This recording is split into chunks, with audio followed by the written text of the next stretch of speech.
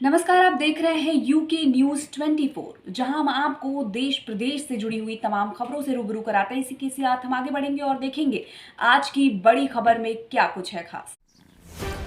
पीलीभीत के पूरनपुर में चुनावी जनसभा में भाजपा सरकार पर जमकर बरसे अखिलेश यादव। पूरनपुर में अखिलेश ने किया सभा को संबोधित। भाषण में महंगाई, बेरोजगारी, परीक्षा लीक को बनाया अपना मुद्दा। वासुनगरी में भाजपा की विदाई के बाद चैन की बंसी बजाने की अखिलेश ने कही बात। भीषण गर्मी के बावजूद जनसभा में उमड़ी भारी भीड़। सत्ता में आने पर एमएसपी कानून के साथ ही शिक्षा और चिकित्सा स्वास्थ्य को मजबूत करने का किया वादा। लूट को बताओगे कि नहीं बताओगे? बीजेपी की यही पहचान है, झूठ और लूट। इसके अलावा इन्होंने कुछ नहीं किया। पिछले 10 साल में केवल झूठ बोला है और लूटने का काम किया है। इनको बताओ, हराओगे चुनाव में कि नहीं हराओगे? इसलिए ये मौका मिला है हम सबको, हम आपको सबको मौका मिला है लोकतंत्र बचाने का, लोकतंत्र के साथ साथ संविधान बचाने का और साथ साथ अपने अन्याय से मुकाबला करने का। ये बीजेपी के लोग पूरे उत्तर प्रदेश और देश को पीछे ले जा रहे हैं। लोग कहते हैं कि हम दुनिया में कहां पहुंच गए हैं, लेकिन अगर दुनिया की गरीबी के पैरामीटर्स अगर हम देखें तो गरीबी में हम कई देश जो हमारे पड़ोसी उनसे भी नीचे जा रहे हैं।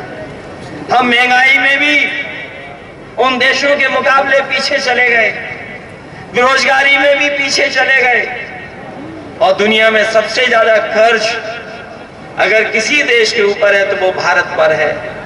बताओ, अगर कर्ज वाला देश होगा तो क्या दुनिया में हमारा पहचान बनेगी क्या? इसलिए आपको सोचना होगा, इस देश को बचाने के लिए आपको करना पड़ेगा। इसीलिए मैं आप सबसे अपील और निवेदन करने आया हूं कि समाजवादी पार्टी के एक मजबूत प्रत्याशी हैं भगवत सिंह गंगवार, इनकी मदद करने का काम करना है। बताओ, इनके पक्ष में समीकरण है कि नहीं है? ये अग्निवीर और पेपर लीक वाले नौजवान हमारी बूथ में मदद करने का काम करना है। बताओ, करोगे कि नहीं करोगे? इस पीलीभीत में ना इलाज मिल रहा है।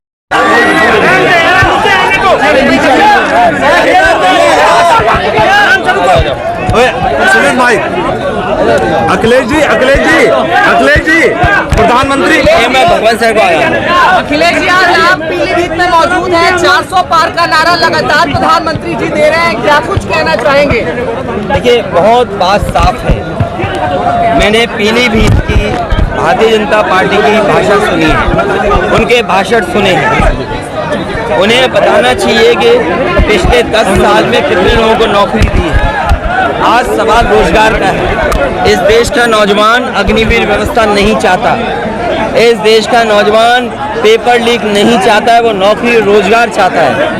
30 लाख के लगभग सरकारी नौकरियां भी खाली हैं जो भरी नहीं गई हैं, और नौकरियां इसलिए नहीं दी जा रही हैं क्योंकि उन्हें आरक्षण देना पड़ेगा। नौकरियां मिलेंगी तो आरक्षण देना पड़ेगा, इससे सरकार पीछे हट रही है। और जो महंगाई बढ़ी है, इसका जवाब क्या है?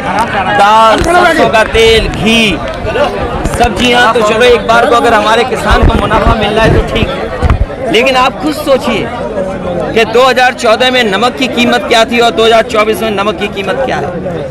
इसका जवाब सरकार के पास क्या है? उद्योगपतियों का तो ये कर्ज माफ कर रहे हैं, 15 लाख करोड़ माफ कर दिया। इलेक्ट्रॉल बॉन्ड उन्हीं लोगों से लिया जिन उद्योगपतियों को इन्होंने कर्जा माफ किया। इलेक्ट्रॉल बॉन्ड को लेकर के क्या सरकार के पास सफाई है? इन्होंने अपने 10 साल में लोगों से झूठ बोला है, उद्योगपतियों को लूटने का काम किया है। बीजेपी की यही पहचान है, झूठ और लूट। लूटा इलेक्ट्रॉल बॉन्ड से और जनता को झूठ बोला कि हम खुशहाल कर देंगे, किसानों की आय दोगुनी कर देंगे। आज बताइए, जो सरकार एमएसपी नहीं दे पा रही, एमएसपी के कानूनी अधिकार की मांग कर रहे हैं। और मैं खाकी वालों को भी कह के जा रहा हूँ, अगर हमारी फौज की भर्ती को, जो फौज सबसे सेंसिटिव है, हमारी सीमाएं सबसे सेंसिटिव है। चीन को लेकर के सवाल खड़े हैं कि रिजांगला को लेकर के क्या हमारा रिजांगला का मेमोरियल नहीं तोड़ दिया?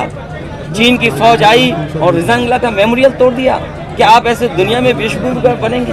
क्या दुनिया में आपकी पहचान इसलिए बनेगी कि आपने अपनी सीमा सिकोड़ ली है?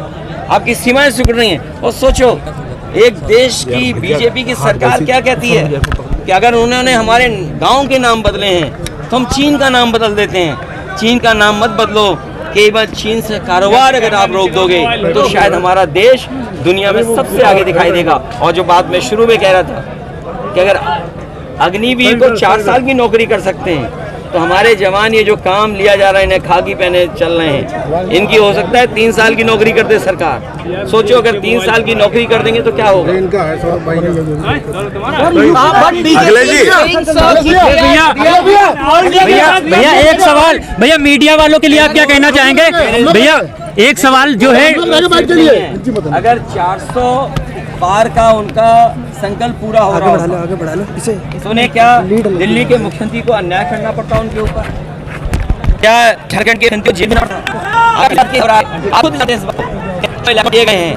सेम बंदे ने नहीं दिए, एक ही 2 तरह से क्या क्या ये आप नहीं जानते? लेकिन कई बार हमारे साथी भी उन सालों ये उम्मीद है आप बचा के लिए बोलने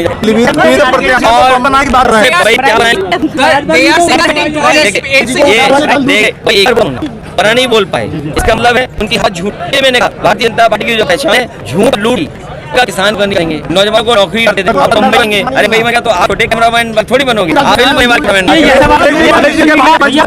सोचो तो अच्छा थे।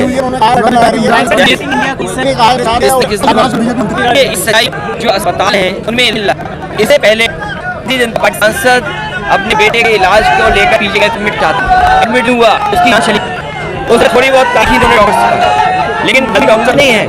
आप बनी दें, साधन नहीं दे रहे तो इलाज क्या करेंगे? सरकारी अस्पतालों में आज इसलिए बीजेपी की प्राइवेट अस्पतालों को बढ़ावा देना चाहते हैं। मोदी कह रहे हैं जम्मू कश्मीर राज्य का दर्जा मिले, वहाँ चुनाव अभी उनकी बात पे इसलिए नहीं है, उनका किसान को नहीं कहेंगे क्या आज नहीं हो गई? और जो हमारे मिल था का क्या